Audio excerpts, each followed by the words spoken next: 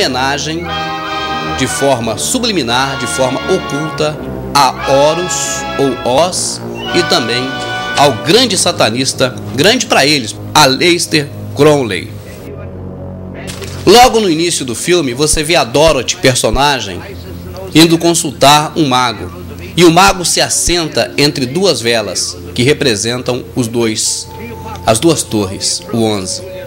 Assim, diz que tem contato com o infinito. Quando no filme fala alcançar o infinito, significa abrir o portal e ter acesso direto a Satanás. Uma alusão a Deus. Quando Jesus morreu na cruz do Calvário, ele disse: está consumado, e o véu do templo se rasgou de alto a baixo. Ou seja, não precisou mais de sacerdote, as próprias pessoas poderiam ter acesso ao Senhor Deus. Observe atrás da Dorothy o símbolo satânico. Veja esse outro. Um estúdio de cinema é cuidadosamente organizado. Não há nada no estúdio que vá aparecer na tela que não seja para você ver. O contato de Dorothy com a fada. Repare a estrela invertida, símbolo satânico. Nesse momento, o próprio Horus ou Os se manifesta para Dorothy, olha. Pois bem, vamos parar de falar sobre o Mágico de Oz, porque esse filme é satanismo do começo ao fim. Não só ele, mas todos os filmes de Hollywood, sem exceção. Essa Paixão de Cristo de Mel Gibson tem satanismo do começo ao fim. Está no nosso DVD específico sobre o satanismo no cinema e na TV.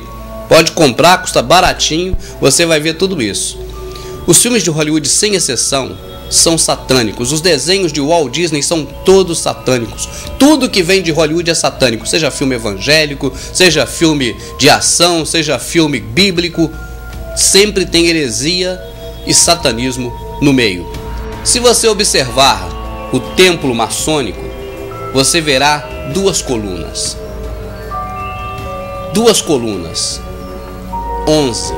Uma coluna 1, outra coluna mais 1. 11. O número de Satanás. Segundo os Illuminatis, um passo além de Deus. Se você observar as torres gêmeas, verá que também elas têm o número 11 nelas. E tem um símbolo também que é muito conhecido nosso. Olha aí.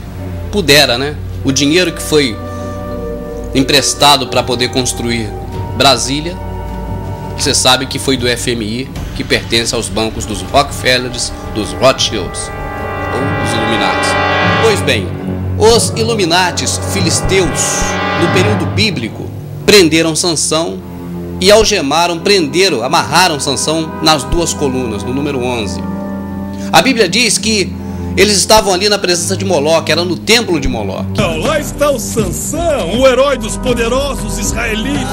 Parece que ele veio venerar os deuses que ele desafiou. Me conceda força mais uma vez. E Deus revestiu de força Sansão. Sansão puxou aquelas duas colunas, jogou por terra e matou naquele dia muito mais filisteus do que matara durante toda a sua vida. Naquele momento ali, Sansão sabia, por inspiração, por divina revelação, que aquelas duas colunas representavam Satanás. Por isso Sansão a jogou por terra. Veja bem, os Illuminatis acreditam que para Satanás adentrar a dimensão humana, ele precisa unir o Stargate. Estrela, portão. Star, estrela, gate, portão. O Stargate. E como uniram o Stargate? Enviaram um míssil para o Star, a estrela, o Pentágono, e 2 aviões, um para cada coluna, o gate, o portão. Naquele momento em que as torres foram atingidas e o Pentágono também, para os Illuminatis, eles tinham consumado o sacrifício deles. Ou seja, para eles, o véu do templo negro deles se rasgou de alto a baixo e Satanás compareceu para receber o seu sacrifício.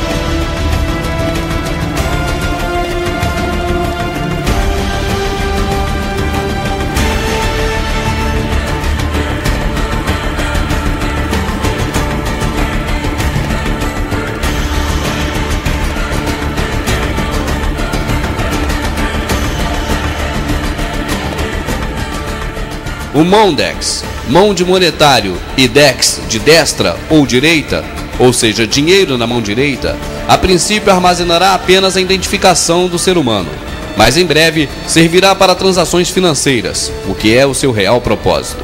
Esta tecnologia já está no Brasil.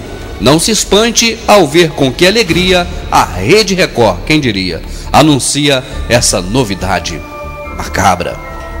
Imagine um chip que funciona dentro do corpo humano e armazena todas as informações sobre a pessoa. A nova tecnologia está em teste nos Estados Unidos e já chegou ao Brasil. Transformaram as rádios em redes de rádio, as televisões em rede de televisão, formando assim a globalização. E com isso, a partir dos anos 80, eles começaram a colocar através da sua mídia para nós, seres humanos comuns, a falsa necessidade de uma ação global. Começaram, por exemplo, a falar das baleias. Veio o verde, a escassez d'água, a camada de ozônio e, por último, a famigerada farsa do aquecimento global. Eu digo farsa porque você vai assistindo os nossos DVDs, você vai ver que cientistas, as pessoas que entendem do assunto, explicando que não há aquecimento global coisa nenhuma. Qual será realmente o principal objetivo dos Illuminatis com essa questão de aquecimento global, para que você se sinta culpado disso? Não seria para você pagar o preço da culpa?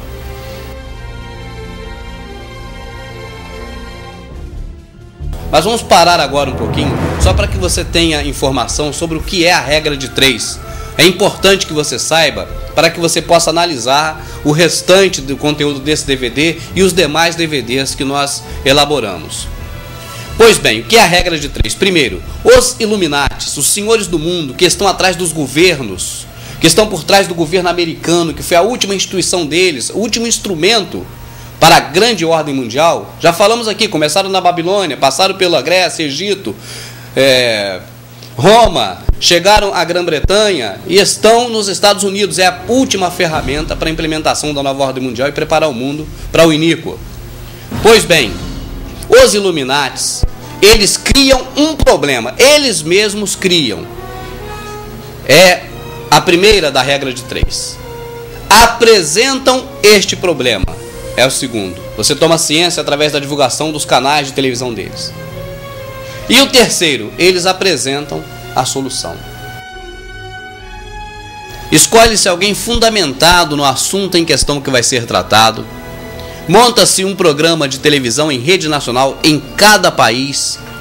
E ali nesse programa, essa pessoa expõe detalhadamente a proposta em si. Etapa número 2 é a reação do público. Toda ação requer uma reação. A reação, com certeza, é de indignação. Etapa número 3. Simplesmente pelo fato da questão ter sido defendida em um veículo de comunicação de total credibilidade, se torna assunto de debate. As pessoas passam a comentar em casa, no trabalho, na condução.